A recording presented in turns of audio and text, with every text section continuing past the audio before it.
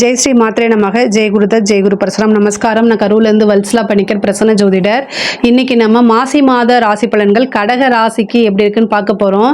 இந்த மாசி மாதம் எப்போ பிறக்குது அப்படின்னா பிப்ரவரி 12ஆம் தேதி புதன்கிழமை இரவு 9:56க்கு மக நட்சத்திரத்தில் இந்த மாதம் பிறக்குது. இந்த மாதம் பிறக்கிற அன்று, அதாவது சூரியன் உங்களுக்கு அஷ்டமத்து சனினால் ரொம்ப கஷ்டப்பட்டிருப்பீங்க. இப்போ 2 கூடைய சூரியனும் அஷ்டமத்தில் இந்த மாதம் போகிறாரு. அது மட்டும் இல்லாமல் புதனும் அஷ்டமத்தில், மொத்தம் 3 கிரகம். இந்த 3 கிரகம் இந்த மாதம் ரொம்ப சூப்பர் ராஜயோகம். அப்பெல்லாம் நான் போய் சொல்ல மாட்டேன். இந்த மாதம் ரொம்ப கவனமாக இருக்கணும். அஷ்டம சனி முடியக்கூடிய காலகட்டம் உங்களுக்கு நெருங்கிருச்சு. அதனால நல்ல காலம் பிறக்க போகுதுன்னு மனசில் வச்சுக்கிட்டு இந்த ஒரு மாதத்தை கிராஸ் பண்ணணும், வேறு வழி கிடையாது. பொதுவாகவே சூரியன் அஷ்டம ஸ்தானத்தில் போகும்போது ரொம்ப கவனமாக தான் இருக்கணும். அஷ்டம ஸ்தானத்திலிருந்து 2ஆம் இடத்தை பார்க்குறாரு. கடகராசிக்காரங்களுக்கு வாக்கு ஸ்தானத்தை சனியும் பார்க்குறாரு, சூரியனும் பார்க்குறாரு, புதனும் பார்க்குறாரு. பேசக்கூடிய வார்த்தைகளை ரொம்ப நிறுத்தி நிதானமாக இருந்துட்டாலே இந்த மாதத்தை ஈஸியாக நீங்கள் கிராஸ் பண்ணிடலாம். ஆனால் பொருளாதார வளர்ச்சி ரொம்ப நல்லா இருக்குது. இவ்வளோ நாளாக நீங்கள் ஒரு கமிட்மெண்ட் கொடுத்துருப்பீங்க, ஒரு கடனாக இருக்கட்டும், வேறு ஏதாவது ஒரு கமிட்மெண்ட்டு பண ரீதியாக கொடுத்துருந்தீங்கன்னா அந்த விஷயம் எல்லாமே இந்த மாதம் உங்களுக்கு கண்டிப்பாக அந்த கமிட்மெண்ட்டை ஃபுல்ஃபில் பண்ண மாதிரி கண்டிப்பாக, அதாவது அந்த கமிட்மெண்ட்டை நீங்கள் ஃபுல்ஃபில் பண்ணுற மாதிரி இந்த மாதம் உங்களுக்கு நிகழப்போகுது. பொருளாதார வளர்ச்சி அப்படிங்கிறது ரொம்ப நல்லா இருக்குது. தனம் அப்படிங்கிறது 2 விஷயம் கிரகங்கள் கொடுக்குங்க. ஒன்று உயிர், இன்னொன்று பொருள். இந்த உயிர் பொருள், அதாவது உயிர் மீன்ஸ் என்னன்னா நம்மளுடைய மனசை குத்தி கிழிச்சு கஷ்டப்படுத்துகிற எல்லா விஷயத்தையும் கொடுக்கும்போது அதே நேரத்தில் காசு பணத்துக்கும் கொஞ்சம் கொடுத்துரும். அதாவது வேறு வழி இல்லை, அதுங்களுக்கு ஏதாவது ஒன்று பேலன்ஸ் பண்ணி தான் போகணும். அதனால யார் எந்த விஷயம் ரொம்ப முக்கியம்னு நினைக்கிறோமோ அந்த விஷயத்தில் தான் கிரகம் கையை வைக்கும். ஸோ அதனால் பொருளாதார ரீதியாக உங்களுக்கு ரொம்ப நல்லா இருக்குது. கடகராசியை பொறுத்த வரைக்கும் எப்போவுமே நீங்கள் ஒரு ரிலேஷன்ஷிப்பு, பாண்டிங்ஸு, அம்மா ஃபீலிங்ஸு, அதே மாதிரி உறவுகளுக்கு முக்கியத்துவம் கொடுக்குறது, இந்த மாதிரி விஷயங்களில் ரொம்ப இதாக இருப்பீங்க, கான்சியஸாக இருப்பீங்க.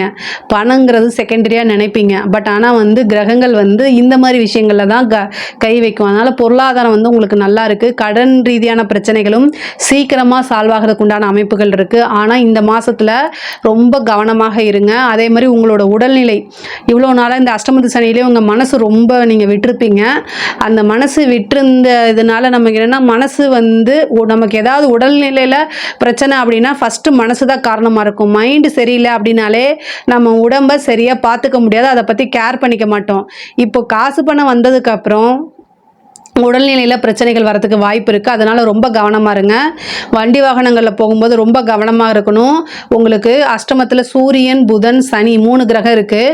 இந்த சூரியன் சனி எப்போல்லாம் கோச்சாரத்தில் ஒன்றா சேருதோ அப்போல்லாம் எலும்பு முறிவு அல்லது எலும்பு சம்மந்தப்பட்ட விஷயங்கள், அதே மாதிரி புதன் கூட சேரும்போது நரம்பு சம்மந்தப்பட்டது, நரம்பு கட் ஆகிறது, இந்த மாதிரி விஷயங்கள்லாம் நடக்கிறதுக்கு வாய்ப்பு இருக்குது. அதனால் ரொம்ப கவனமாக இருங்க. முக்கியமாக ஹார்ட்டு சம்மந்தப்பட்ட விஷயங்கள், அதே மாதிரி மூச்சு, அதாவது லங்ஸ் சம்மந்தப்பட்ட விஷயங்கள்லாம் ரொம்ப கவனமாக இருங்க.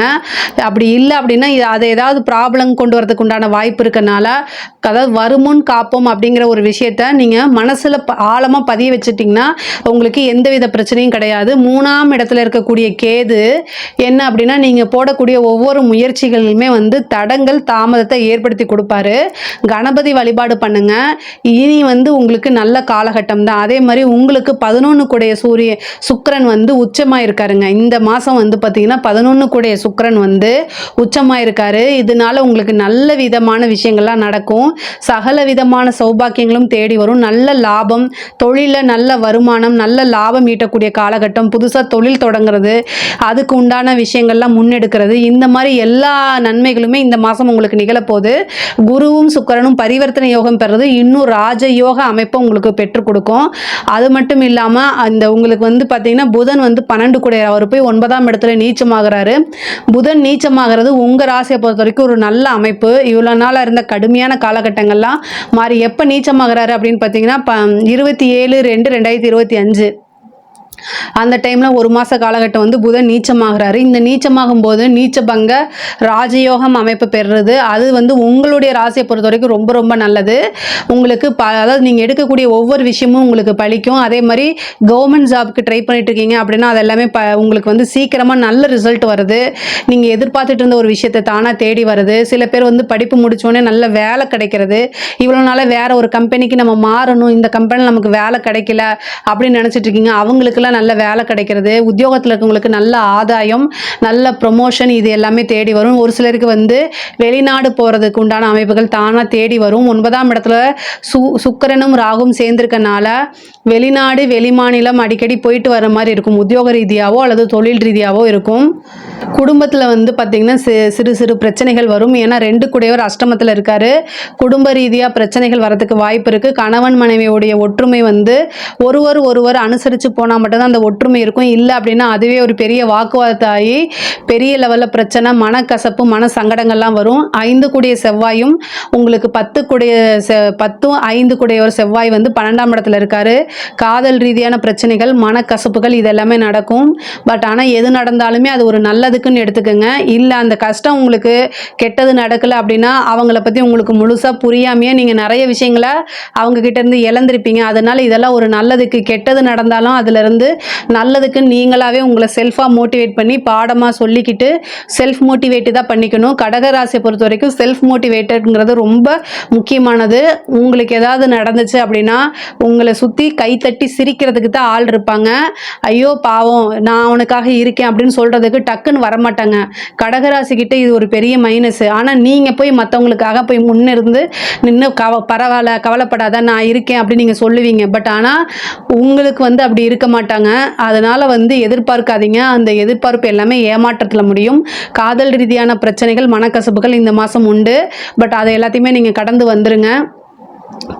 தாய் தந்தையருடைய தேக ஆரோக்கியத்தில் கவனமாக இருங்க. படிக்கக்கூடிய குழந்தைகள் வந்து படிப்பில் வந்து ஆர்வம் இல்லாமல் போகிறது, அதே மாதிரி நீங்கள் நினச்ச ரிசல்ட்டெல்லாம் வராமல் இருக்கிறது, இந்த மாதிரி இருக்கும். தட்சிணாமூர்த்தி வழிபாடு பண்ணுங்கள்.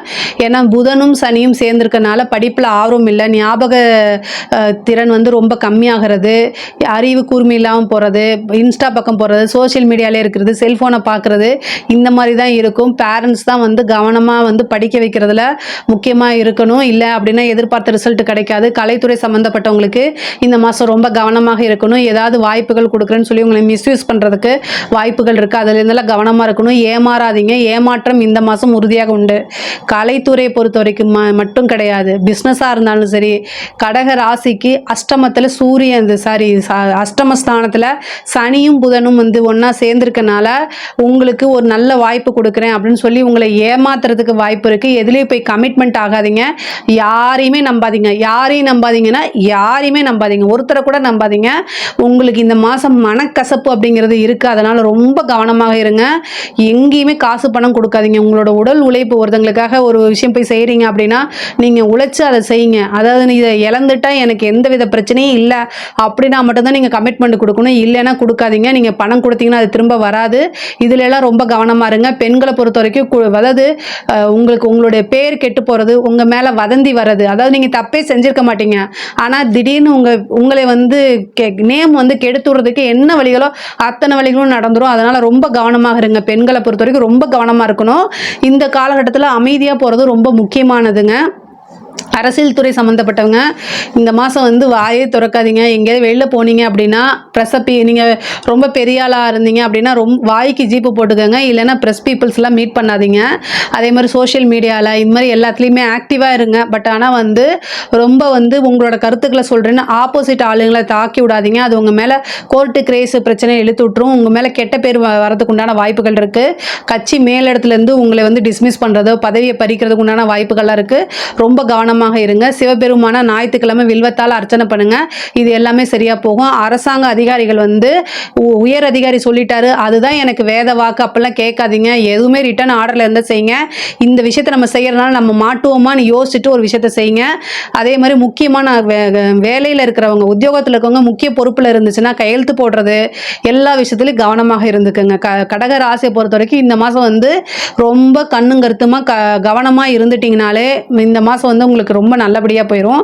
இதில் ஏதாவது சந்தேகங்கள் இருக்குது அப்படின்னா கமெண்ட்ஸில் கேளுங்க, நான் கண்டிப்பாக ஆன்சர் பண்ணுறேன். நம்மளுடைய சேனலை லைக் பண்ணுங்கள், ஷேர் பண்ணுங்கள், சப்ஸ்கிரைப் பண்ணுங்கள். நன்றி, வணக்கம்.